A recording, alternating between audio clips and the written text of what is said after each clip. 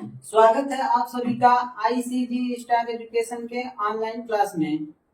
मैं कुमार अरविंद। देखिए, आप लोगों को हम भूगोल का पहला चैप्टर संसाधन एवं विकास रिसोर्स एंड डेवलपमेंट पढ़ा दिए हैं। अब उसमें बहुविकल्पी प्रश्न जो प्रीवियस ईयर जो पिछले साल क्वेश्चन आए हुए हैं, बस उन्हीं क्वेश्चनों को शामिल कर रहे हैं। आइए देखते हैं कि कौन कौन से क्वेश्चन प्रीवियस ईयर में आए थे। बहुविकल्पी प्रश्न, ठीक। अगर जो भी भाई ध्यान से थ्योरी पूरा पढ़ा होगा, यानी कि चैप्टर की वीडियो देखा होगा, तो वो क्वेश्चन आराम से बना लेगा। देखिए, पहला क्वेश्चन क्या है कि किसी देश की तट रेखा से कितने किलोमीटर की दूरी तक महासागरीय संसाधन पर अधिकार होता है। तो ये आप लोग समझिए। देखिए, हम एक आप लोगों को संसाधन में एक प्रकार बताए थे, अंतरराष्ट्रीय संसाधन। अंतरराष्ट्रीय संसाधन में जो हम आप लोगों को एक एग्जाम्पल बताए थे कि किसी भी देश के समुद्र जो तटीय होता है वो 200 किलोमीटर के अंदर जो भी समुद्र का इलाका होता है वो राष्ट्रीय संसाधन के अंतर्गत आता है, और उसके बाहर 200 किलोमीटर के जो बाहर होता है वो अंतरराष्ट्रीय संसाधन के अंतर्गत आता है। ये हम आप लोगों को बात बताए थे। तो कितना किलोमीटर के अंतर्गत आएगा किसी देश की सीमा के, तो 200 किलोमीटर के अंतर्गत आ जाएगा, ठीक। सतत कोशीय विकास की अवधारणा संयुक्त राष्ट्र पर्यावरण और विकास सम्मेलन UNCED में कब अपनाई गई। तो जब ये क्वेश्चन अगर आप लोग सतत विकासीय पोषण के लिए जब बताए थे कि उसमें कई देशों के सम्मेलन से क्या किया गया, तो भुखमरी और बहुत सारी बेरोजगारी, इन सब पे सम्मेलन हुआ था। तो वो कब हुआ था, तो वो सन 1992 में हुआ था। कब हुआ था, सन 1992 में। तो सही आंसर क्या आ जाएगा, ऑप्शन नंबर ए हो जाएगा। अगला क्वेश्चन देखिए, एजेंडा 21 का संबंध किससे है। एजेंडा 21 का संबंध किससे था। तुरंत सतत कोशीय विकास के बाद एक हम आप लोगों को बताए थे कि एजेंडा 21 क्या है। तो एजेंडा 21 संबंधित था सतत कोशीय विकास से। किससे संबंधित था, तो सतत कोशीय विकास से।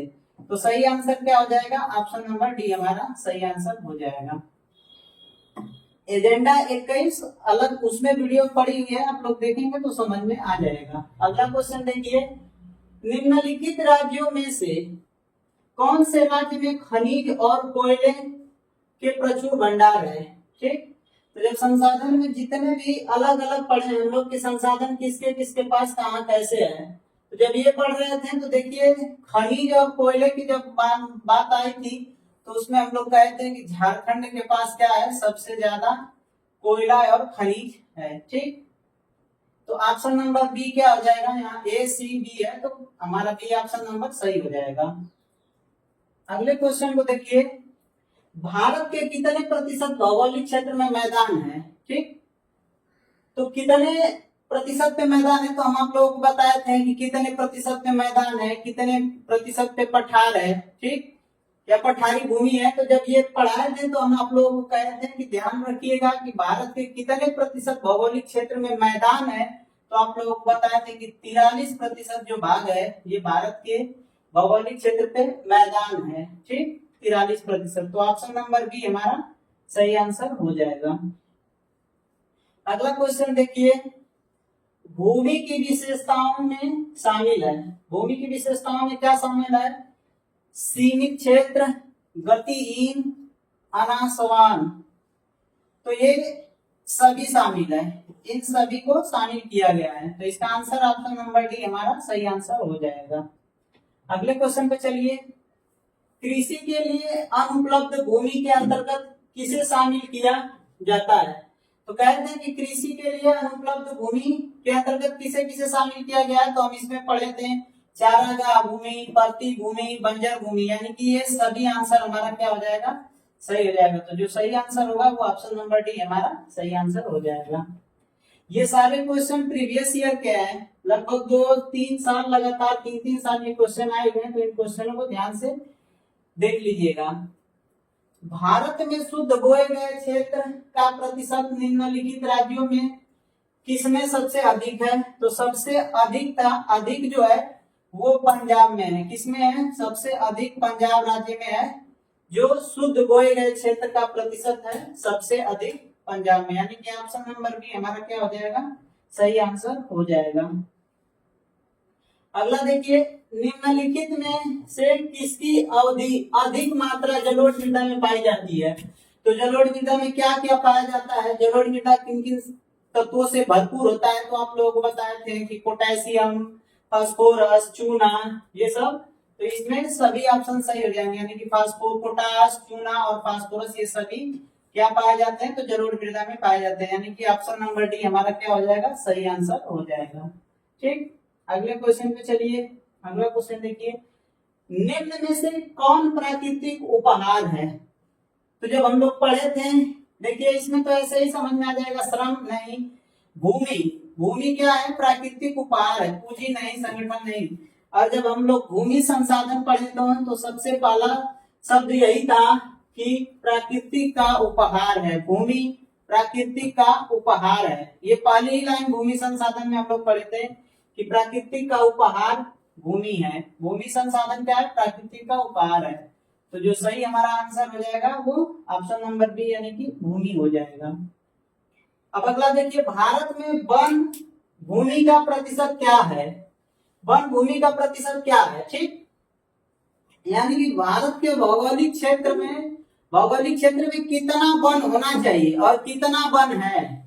आप लोग बताए थे कि भारत का जो भौगोलिक क्षेत्र है 32.8 लाख ऐसे बताए थे। ये एनसीईआरटी में यानी कि जो किताब में दिया है, नहीं तो ऐसे तो होता है 32,87,263 वर्ग किलोमीटर। ठीक, लाख वर्ग किलोमीटर है, वर्ग किलोमीटर। ठीक,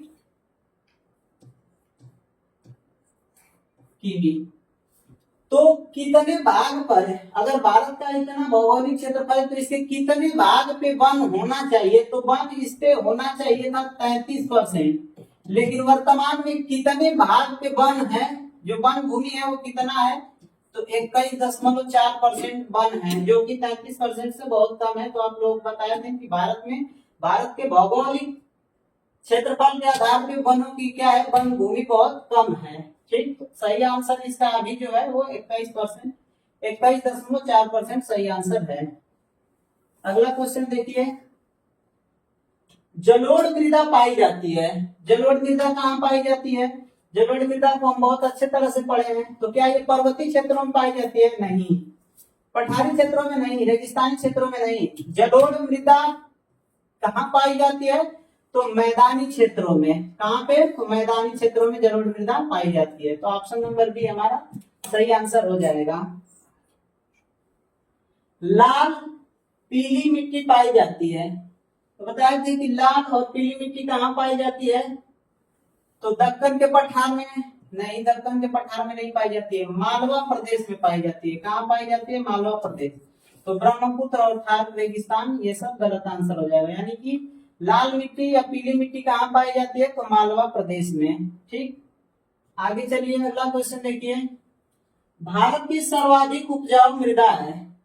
भारत की सर्वाधिक उपजाऊ मृदा या ये भारत के भौगोलिक क्षेत्र में सबसे अधिक पाए जाने वाली मृदा एक ही है। अगर क्वेश्चन ऐसे भी बनाए कि भारत के भौगोलिक क्षेत्र में सबसे अधिक पाए जाने वाली मृदा कौन सी है? तो जलोढ़ मृदा है। कौन सी मृदा? जलोढ़ मृदा, यानी कि ऑप्शन नंबर ए हमारा सही आंसर हो जाएगा। अब जलोढ़ मृदा दो प्रकार की होती है, आप लोगों को बताए थे।